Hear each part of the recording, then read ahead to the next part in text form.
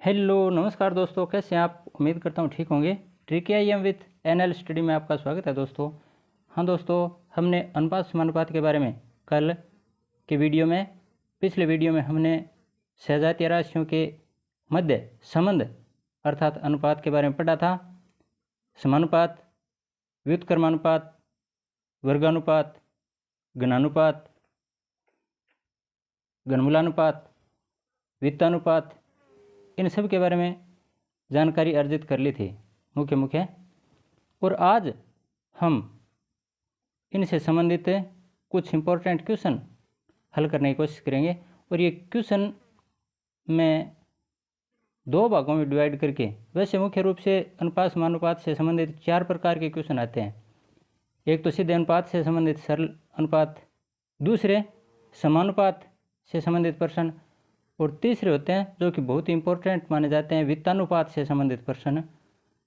और चौथे प्रकार में कुछ बीजीय मान देकर और फिर अनुपातिक मान ज्ञात करना पड़ता है, इस प्रकार के प्रश्न आते हैं। तो हम आज जो सरल अनुपातिक प्रश्न हैं उनसे संबंधित जानकारी अर्जित करने की कोशिश करेंगे। लेकिन पहले चंद लाइनें पढ़ लेते हैं। जैसे हमारी कमाई हुई संपत्ति का बंटवारा कोई भी कर सकता है दोस्तों। हमारी कमाई हुई संपत्ति है, उसका बंटवारा कोई भी कर सकता है, लेकिन हमारे कर्मों का बंटवारा कोई नहीं कर सकता। हाँ साथियों, हमारे कर्मों का, हमारे ज्ञान का, जो भी ज्ञान हमने अर्जित किया है उसका कोई बंटवारा नहीं कर सकता है। हमारे द्वारा किए हुए कर्मों का फल हमें मिलेगा। हम जो भी ज्ञान अर्जित करेंगे उसका फल हमें मिलेगा। अगर हम सदकर्म करते हैं, अच्छे कर्म करते हैं और अच्छा ज्ञान, श्रेष्ठ ज्ञान अर्जित करते हैं तो उसका फल हमें मिलेगा, कोई और नहीं। लेकिन संपत्ति है, उसमें कोई और भी बंटवारा कर सकता है साथियों। हमारी संपत्ति है वो कोई बांट सकता है, लेकिन ज्ञान को, हमारे कर्मों को कोई नहीं बांट सकता। इसलिए हमेशा हमें सदमार्ग पर चलते रहना चाहिए और ज्ञान अर्जित करने की कोशिश करनी चाहिए। और इसी कड़ी में हम ये जो कंपटीशन एग्ज़ाम है इनकी तैयारी कर रहे हैं, तो ये भी ज्ञान अर्जित करने का बहुत ही श्रेष्ठ माध्यम है। हम यहाँ सिर्फ सर्विस ही नहीं लगते हैं, लेकिन ज्ञान भी अर्जित करते हैं, सदकर्म भी बनते हैं। क्योंकि बुरे कर्म करेंगे तो हमें कंपटीशन फाइट करने में दिक्कत आएगी। तो ये सारा का सारा काम इन एग्जामों के माध्यम से हमारे जीवन में भी बहुत सुधार लाता है। तो श्रेष्ठ सदकर्मों के लिए आप सभी को अपने पथ पर चलते रहना है हमेशा, जिससे आपका, परिवार का, हम सब का भला हो। चलो अब हम चलते हैं कुछ महत्वपूर्ण क्वेश्चन हल करने। पहला प्रश्न है, यदि A अनुपात B बराबर 5:7, B अनुपात C बराबर 6:11 हो तो A अनुपात B अनुपात C का मान ज्ञात कीजिए। यहाँ सीधा सा कॉन्सेप्ट है बच्चों कि B, यहाँ देखिए A, B और C, B है 2 बार आ रहा है, इसका मतलब B संख्या एक ही है। लेकिन यहाँ 2 बार दी है तो हमें B को सबसे पहले हल करना है, B का मान 1 करना है। B का मान पहले अनुपातों में कितना है, 7, A का 5 है और B का 7, तो एक तो 7 निकाल लीजिए एक बार। और फिर B अनुपात C में B का मान कितना है, 6, तो यहाँ से 6 अलग निकाल लेते हैं। अब 7 और 6 इनका हमें लघुत्तम ज्ञात करना है। क्या लघुत्तम? एक बार पुनः बता रहा हूँ, जो एक जैसा मान है, जो मान एक जैसा है, यानी B है वो 2 बार आया है लेकिन है एक ही वो, तो उसका संबंधित मान, B का मान दोनों अनुपातों में, पहले में 7 है, दूसरे में 6, दोनों को अलग लिख कर 7 और 6 का लघुत्तम लेना है हमें। और लघुत्तम के अनुसार ये B संख्या 1 बनानी है। कैसे 7 और 6 का लघुत्तम, सबसे पहले 2 का भाग लगाते हैं, 7 में जाता नहीं है, 6 में 3 बार, और वैसे आपको लघुत्तम आता होगा, 3 का भाग लगाते हैं, 7 में जाता नहीं है और 3 में 1 बार। और चिंता भी नहीं करें, अगर आपको लघुत्तम नहीं आता है तो मैं आगे आने वाले समय में कभी ना कभी आपको बिल्कुल सरल तरीके से बता दूंगा। फिर 7 का भाग लगाते हैं, 7 में 1 बार है और 1 में जाता नहीं है, तो यहाँ कुल मिलाकर कितने आ गए, 7 तिये 21, 21 दुए 42, लघुत्तम आ गया 42। ये बी का मान है साथियों, बी का मान 42 रखना हमें, लेकिन ये होगा कैसे, अकेले बी का मान 42 नहीं लिख सकते, इसके लिए बी के साथ में जो संख्या हैं, जैसे ए अनुपात बी, यहाँ 5:7 है ना, ए अनुपात बी में, इसको एक बार मैं नीचे लिख रहा हूँ, यहाँ ए की सीध में 5 अनुपात है, बी का मान कितना है 7। अब इस 7 का, बी का मान 7 है, 7 का 42 में भाग लो, कितनी बार जाता है, 42 में भाग जाता है 6 बार, तो इस पूरे को हमें 6 से गुणा करना है, 5:7 को किससे गुणा करना है, 6 से, और 6 से गुणा करेंगे तो कितने आ गए, 6 पंजे 30, ए का मान आ गया, ए अनुपात है बी, यहाँ ए का मान 6 पंजे 30 और बी का मान 6 7 42 आ गया। इसी प्रकार बी अनुपात सी में देख लीजिए, 6:11 है, बी अनुपात सी में 6:11, तो यहाँ भी लघुत्तम 42 में 6 का भाग लगाना है, 6 का कितनी बार जाता है, 42 में भाग 7 बार। अब 7 का गुणा करो, 6 से भी करना और 11 से भी करना है, 6 7 42 और 11 7 77। अब देखिए ए की जगह 30 आ गया, बी की जगह 42 आ गया, बी की जगह 42 आ गया और सी की जगह 77 आ गया। तो ए अनुपात बी, प्रश्न में पूछा ए अनुपात बी अनुपात सी का मान ज्ञात कीजिए, तो यहाँ ए का अनुपात 30 आ गया, ए अनुपात बी अनुपात सी बराबर होगा ए का मान 30 अनुपात बी का मान है 42 अनुपात सी का मान है 77, और यही हमारा उत्तर होगा। उम्मीद करता हूँ आपके ये तरीका अच्छे ढंग से समझ में आ गया होगा। मैं कोशिश करूँगा साथियों, कलम है, पेन है, ये थोड़ा सा सही नहीं चल रहा है, इसमें सुधार करने की कोशिश करूँगा। तो इस तरीके के सवाल बहुत बार प्रश्न परीक्षा में आते हैं। दूसरा प्रश्न और देखते हैं, इसी प्रकार का है, ए अनुपात बी, यहाँ बी का मान कितना है 5 और दूसरे में बी का अनुपात कितना है 6, कहने का मतलब 5 और 6, यहाँ लघुत्तम किसका लेना हमें, 5 और 6 का, कितना आता है 30 आता है। आप लघुत्तम ज्ञात करके देख लो, 30 आता है लघुत्तम। तो इस 30 में सबसे पहले तो हमें 5 का भाग लगाना है, क्योंकि पहले अनुपातों में बी का मान 5 है, और क्यों लगाना है, बी का मान समान करने के लिए, क्योंकि बी 2 बार आया है और बी का मान समान करना है हमें, तो वो समान करने के लिए बी का भाग लघुत्तम में लगाते हैं, बी का 30 में भाग लगाया 6 बार गया, तो ए अनुपात बी, इसको किससे गुणा करेंगे, यहाँ ए अनुपात बी का मान है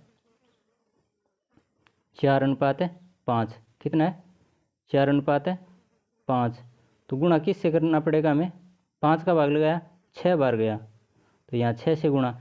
इसी प्रकार है बी अनुपात सी है, ये देखते हैं, बी अनुपात सी लिखा है ना, यहाँ अनुपात क्या है 6:7,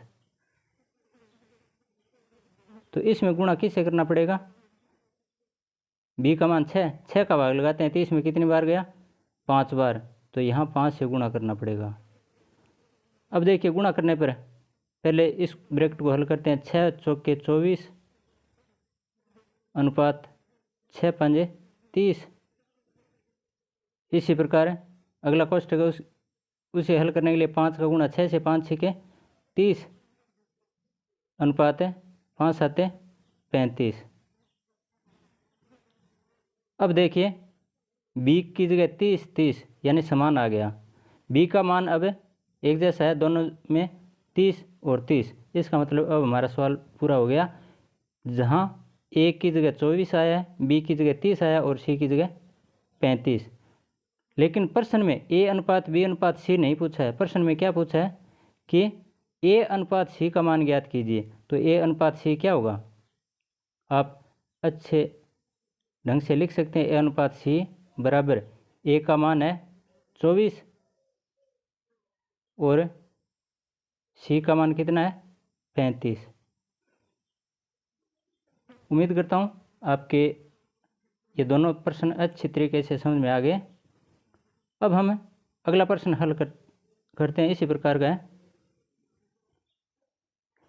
यदि a अनुपात b बराबर 7 अनुपात 9, b अनुपात c बराबर 3 अनुपात 5 हो तो a अनुपात b अनुपात c का मान ज्ञात कीजिए। ये अभी हमने हल किया था, उसी प्रकार का सवाल है। कोशिश तो आपको ये करनी चाहिए कि मेरे बताने से पहले एक बार वीडियो को यहीं रोक दीजिए और आप खुद हल कीजिए। अगर आपके समझ में नहीं आता है आप मिलान कीजिए। फिर अगर आपका गलत हो गया तो यहाँ मैं बता रहा हूँ उसमें दोबारा समझ लो, लेकिन आपके बिल्कुल समझ में आ जाएगा यदि एक बार वीडियो रोककर आप खुद हल करोगे इस प्रश्न को। उसके बाद में मैंने हल करवाया उसमें मिलान करोगे तो बिल्कुल समझ में आ जाएगा, ज़िंदगी में कभी नहीं भूलोगे। a अनुपात b, यहाँ भी देख लीजिए b का मान कितना है 9 है ना, और b अनुपात c में b का मान कितना है 3 है ना। तो 9 और 3 दो संख्याएं आ गई b की, एक जगह 9 है और एक जगह 3। हमें लघुत्तम 3 और 9 का लेना है। लघुत्तम कितना आता है 9। 9 और 3 का लघुत्तम 9 आता है। अब 9 में सबसे पहले तो भाग लगाते हैं 9 का। यहाँ 9 है, पहले मान है 7 अनुपात 9। इसमें b का मान 9 है तो 9 का 9 में भाग लगाइए। कितनी बार जाता है, एक बार। तो 1 का 7 संख्या क्या थी 7 अनुपात 9। इनको गुणा किससे करना पड़ेगा, किससे करेंगे 1 से, क्योंकि 9 का भाग एक बार गया है। इसी प्रकार b अनुपात c कितना है 3 अनुपात 5। कितना है 3 अनुपात 5। तो यहाँ b का मान कितना है 3। 3 का भाग लगाओ 9 में कितनी बार जाता है 3 बार। तो यहाँ गुणा करना पड़ेगा 3 से। अब देखिए 1 का 7 से गुणा करने पर 7 अनुपात 9 से गुणा करने पर 9। इसी प्रकार 3 का 3 से गुणा करने पर 9 अनुपात 3 का 5 से गुणा करने पर 15। बस हो गया हमारा सवाल, कोई दिक्कत ही नहीं है। प्रश्न में पूछा है a अनुपात b अनुपात c, तीनों का मान पूछा है। तो a का मान तो 7 आ गया और b का मान कितना है 9 9 यानी 9। इसी प्रकार c का मान कितना है 15। उम्मीद करता हूँ ये भी आप अच्छे ढंग से समझ गए होंगे। अगला प्रश्न देखिए, यदि a अनुपात b अनुपात c, अब की बार तीनों का मान दे रखा है, बराबर 2 अनुपात 3 अनुपात 5 हो तो b प्लस c अनुपात c प्लस a अनुपात a प्लस b का अनुपात ज्ञात कीजिए। यहाँ थोड़ा सा घुमा दिया है प्रश्न को, लेकिन हमें घूमना नहीं है, हमें ध्यान अपना एक जगह अपने लक्ष्य पर केंद्रित रखना है। a अनुपात b अनुपात c, ये तो मान दे रखे हैं 2 अनुपात 3 अनुपात 5। हमें ज्ञात करना है b प्लस c, ये अलग अलग ज्ञात कर लो। b प्लस c और दे रखा है c plus a, c plus a और दे रखा है a प्लस b। तीनों लिख दिए। अब इनका मान जो भी है वो मान लिख देते हैं। बिल्कुल सरल सवाल आते हैं साथियों, घबराना नहीं है आपको। b का मान कितना है, b का मान देख लीजिए, a अनुपात b अनुपात c में b का मान 3 है तो यहाँ b की जगह 3 लिख दीजिए। आगे प्लस है तो प्लस लिख दीजिए। सी की जगह सी का मान कितना है, सी का मान यहाँ 5 दे रखा है, ए का मान 2, बी का 3, सी का 5 दे रखा है ना, तो ये 5 लिख दीजिए सी की जगह। इसी प्रकार सी नीचे आते हैं, सी की जगह 5 प्लस ए की जगह ए का मान कितना है 2 लिख दिया। फिर नीचे की तरफ चलते हैं तो ए की जगह ए का मान 2 प्लस बी की जगह बी का मान कितना है 3, सारे लिख दिए। अब इनका जोड़ है तो जोड़, गुणा है तो गुणा, घटाव है तो घटाव, भाग है तो भाग, जो भी है हल करते हैं आगे। 5 और 3 कितने होते हैं 8, 5 और 2 7, 2 और 3 5, कितने हो गए 8 7 5। बस हमारा सवाल भी हल हो गया। अनुपात कितना आ गया 8 अनुपात है, अर्थात यहाँ अनुपात आ गया 8 अनुपात 7 और अनुपात 5, है ना सरल। हाँ दोस्तों, थोड़ा सा अभ्यास कर लो, कोई समस्या नहीं आएगी, और समस्या आएगी तो मैं हूँ आपके साथ, चिंता करने की आवश्यकता भी नहीं है। एक सवाल और हल करते हैं। कई बार इस प्रकार से प्रश्न पूछ लेते हैं कि 900 रुपये ए अनुपात बी अनुपात सी में क्रम से 4 अनुपात 5 अनुपात 6 के अनुपात में बांटे जाते हैं, तो ए और सी की जो प्राप्ति हुई है, ए और सी को रुपये प्राप्त हुए हैं, उनका अंतर क्या होगा। ए और सी का पहले तो जो भी धन मिला है वो ज्ञात कर लेते हैं, और फिर जो धन मिला है उसमें अंतर बताना है, घटाव करना है। ये किस प्रकार से हल होगा, बिल्कुल सरल है दोस्तों। ए यहाँ लिख दीजिए पहले, ए अनुपात बी अनुपात सी लिख दिए। ए का मान 4 अनुपात बी का मान 5 अनुपात सी का मान 6। अगर अनुपात सरल बनते हैं, यानी इससे छोटे और होते हैं तो छोटे बना दो, वरना सीधा इनका योग करो। 4 प्लस 5 प्लस 6, यानी अनुपातों का योग करना है, क्योंकि ये 900 रुपये तीनों का योग है। ए बी सी है, तीनों के पास जो धन है उस धन का योग 900 रुपये है, तो यहाँ भी हमें अनुपातों का योग करना है। तो अनुपातों का योग कितना होता है, अनुपातों का योग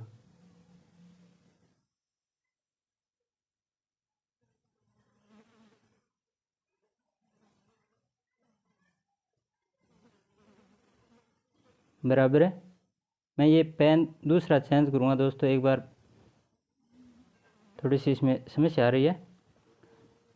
4 प्लस 5 प्लस 6 कितने हो गए, 4 6 10 और 5 15,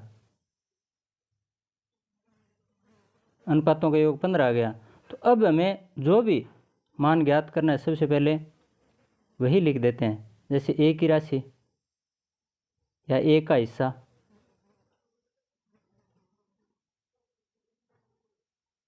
ए का हिस्सा कितना है,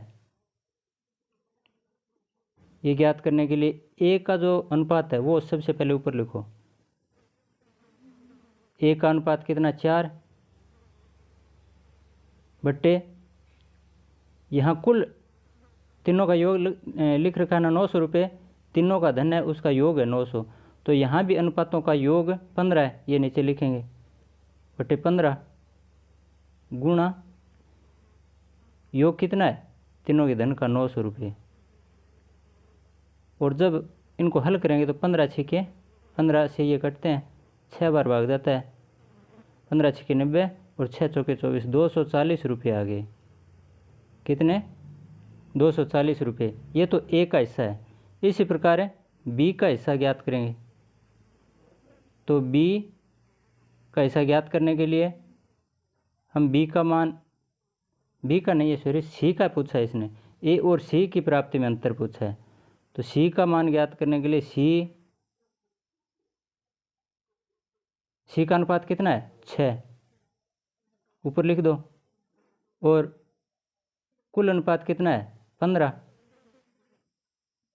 हम कुल क्यों लिखते हैं, क्योंकि यहाँ कुल दे रखा है, तीनों का योग दे रखा है, इसलिए तीनों अनुपातों का योग नीचे लिख रहे हैं। गुणा कितना योग 900 रुपये। फिर उसी प्रकार से 15 का भाग 90 में 6 बार जाता है, यानी 60 आ गए, 60 6 के 36 360 रुपये।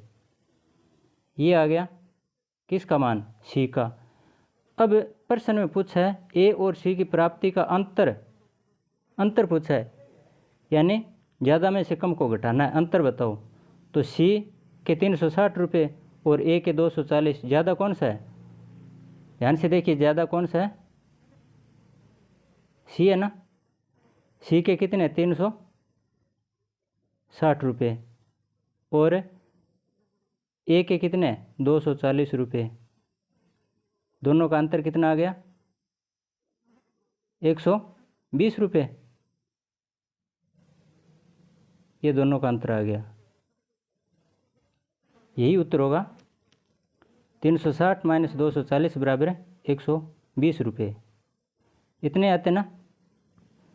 इस प्रकार दोस्तों हमने ये 5 प्रश्न किए हैं, लेकिन जो चतुर्थ श्रेणी कर्मचारी की भर्ती है उसमें लगभग ये 5 प्रश्न बताएं, इसी तरीके के प्रश्न पूछने की ज़्यादा संभावना रहती है। 10वीं लेवल के जो भी पेपर होते हैं उनमें ज़्यादातर इसी प्रकार के प्रश्न पूछते हैं। और आगे मैंने समानुपात वित्तानुपात वाले बताएं, वो अगले वीडियो में हल करने की कोशिश करेंगे। आपको कैसा लगा वीडियो? अगर समझ में नहीं आया तो मैंने आपको तरीका भी बताया, आपको मैंने हल सीधा नहीं करवाया, सिर्फ प्रश्न लिखा है। तो प्रश्न देखकर आप वीडियो एक बार रोक लिया करो, प्रश्न खुद हल किया करो और फिर जो मैं समझा रहा हूँ ये समझने की कोशिश किया करो। आपके बिल्कुल समझ में आ जाएगा, कोई रोकने वाला नहीं है कि आपके समझ में नहीं आए। इस तरीके से आप थोड़ा सा दिमाग पर जोर डालिए, आराम से समझ में आ जाएगा। तो आज के लिए बस इतना ही। धन्यवाद। जय हिंद।